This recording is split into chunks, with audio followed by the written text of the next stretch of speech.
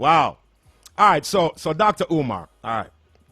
And this is going to get very heavy for a lot of people. And it's going to be, you know, again, something that a lot of people are going to have a problem digesting. Now, let's also lay a foundation as far as your education, because that is something that people need to understand, that you're just not a regular dude talking. Based on your education and your experience, like I said, I have followed, you know, your work for quite some time now. Actually, the last time you were in Queens, I was at JPAC on Jamaica Avenue, and I got to meet you about your book and all of that. So, you know, I'm familiar, and I'm very, very impressed with what you have done so far. But let's lay a little foundation for our listeners. Your education and your experience, sir. Yes, sir. Well, I have 6 degrees plus 3 professional certifications, one of which I voluntarily remitted. So I have a bachelor's in psychology, a bachelor's in political science, a master's in school psychology, a master's in clinical psychology, a master's in educational leadership, and a doctorate in clinical psychology. My professional certificates are certified school psychologist, certified school principal, and I was once a nationally certified school psychologist, but I voluntarily remitted membership in the National Association of School Psychologists, which is mostly white, because they were not doing anything about the school to prison pipeline. They weren't doing anything about the psychoacademic holocaust against black boys, and they weren't doing anything about the special education exploitation and ADHD exploitation of black children. So I gave up my membership in the national. Okay. Now, Dr. Umar, why is it that you think people seem to have issues with some of the stuff that you say, especially when it comes to these kind of issues? It goes back to being unapologetically African, meaning, okay, the 2 biggest issues that people take issue with. Number 1, interracial dating. Yes. I do not support it. I do not condone it, but it's important for people to know why. I don't care if they disagree, because I'm unapologetically African. I'm not a politician and don't plan to be.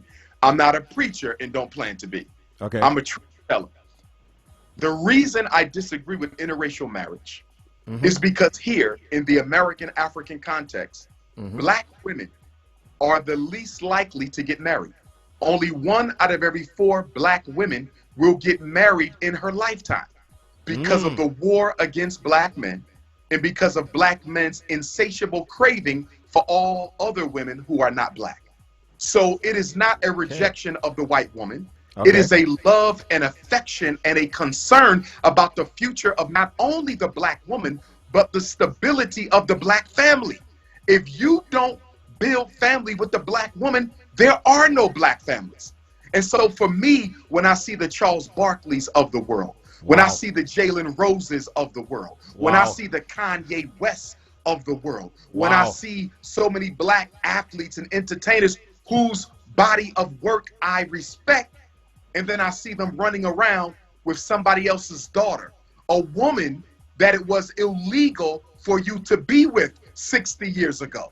So the way I see it, if the black woman was good enough for you in Africa, she should be good enough for you now. If the black woman was good enough for you in slavery, she should be good enough for you now. If the black woman was good enough for you in Jim Crow and civil rights and black power, why isn't the black woman good enough for you now? So it has nothing to do with hating the black woman.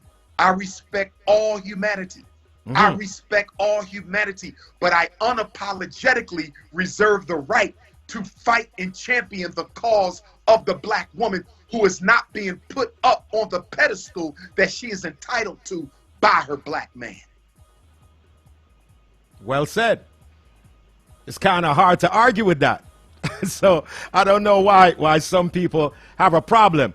So why the hate? Why is it that Dr. Umar Johnson seems to, you know, it seems to rub some people the wrong way. And I've heard it because since we announced this interview, I had a few people call me up and say, you know, Master Chris, why are you gonna, you know, bring this man on the radio, because, you know, he's this and he's that and he hates this and he hates that.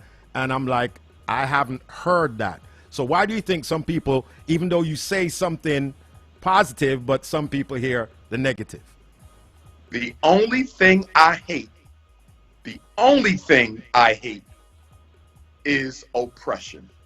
That's the only thing I hate. I do not hate people of any color or of any orientation.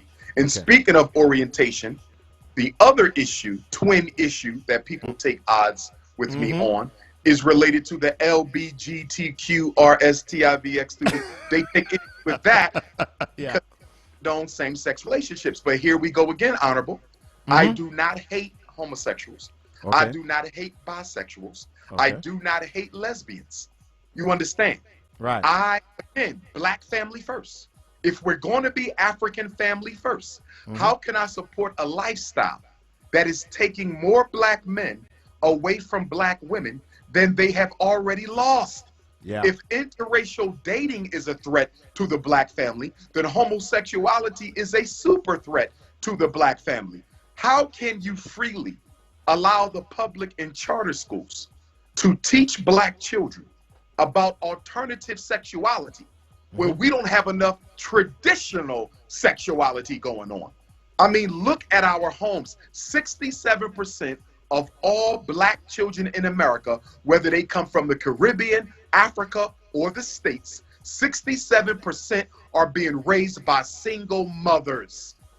How can you solve that problem without focusing in on interracial dating? How can you solve that problem without focusing in on the Barack Obama-sponsored homosexualization of black public school children? Valid point. But then when you bring up that name that you just brought up, former President Barack Obama, some people are going to have an immediate negative reaction. And you say what to that? I say that American Africans, and when I say American Africans, I'm speaking about all of us. I'm a Pan-Africanist, so there's no separating out any group. All of us as a race, globally, we are emotionally and religiously immature. And anyone who can invoke within us the religious principle can exploit our emotions for personal gain. Barack Obama did an excellent job of exploiting African-American religious symbology and emotional immaturity for political victory. In other words, we projected onto him an immature and erroneous profit energy. We regarded Obama as a savior. And in regarding him as a savior, we failed to hold him accountable. In other words, Honorable, black people have this thing about us where we have to like you in order to vote for you. We have to like you in order to vote for you. And I say that is a very dysfunctional principle. I don't have to like you to do business with you. I simply have to trust you. People do business with each other all the time that they do not like. I'm willing to bet you do business with people who you may not necessarily like, but y'all agree to do business. But when it comes to politics, black people have to like you. And if we like you, we will ignore your politics. We like Bill Clinton, and look what he did. Locked up more black people than any Republican president you can name. We like Barack Obama, and look what he did. Took the entire black civil rights struggle and rolled it up and rolled it over to white women, gays, and non-African immigrants. We have been used by every president in American history because we cannot stop being emotional long enough to study the platform and strategically decide which way we should go.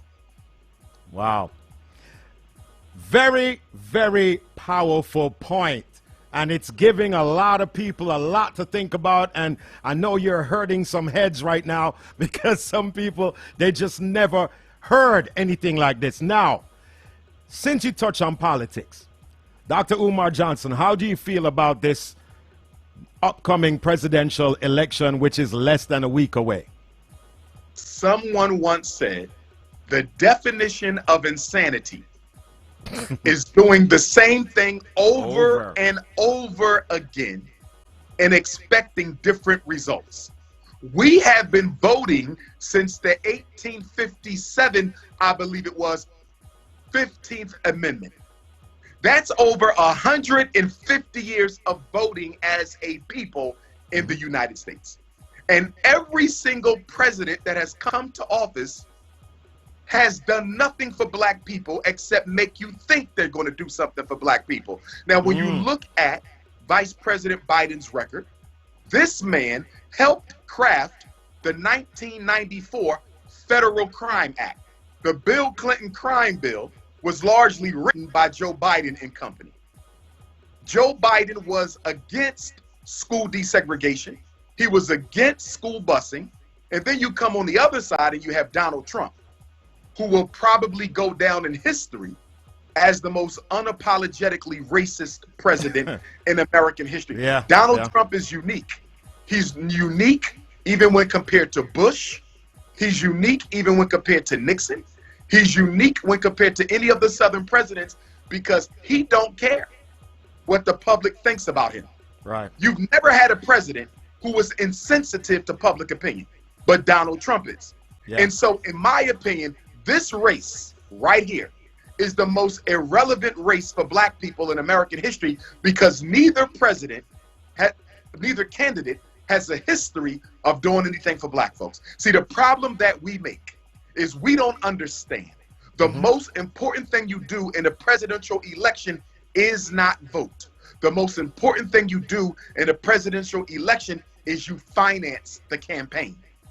Can you name a single presidential campaign that black people have ever come together for so they could support it financially? You cannot name one. We have never organized the black vote in 150 years. Let me say it again. We have never organized the black vote in 150 years. You know who's organized the black vote? The Democrats, the Libertarian Party, the Green Party, the Republican Party, all of which are white-owned, white-run parties. We have never organized the black vote, and that's why the black vote works for everybody except black people. The black vote works for the Republicans. The black vote works for the Democrats. The black vote works for the governor. The black vote works for your mayor. The black vote never works for black people because it is disorganized. And Marcus Garvey said the greatest weapon used against the Negro is disorganization.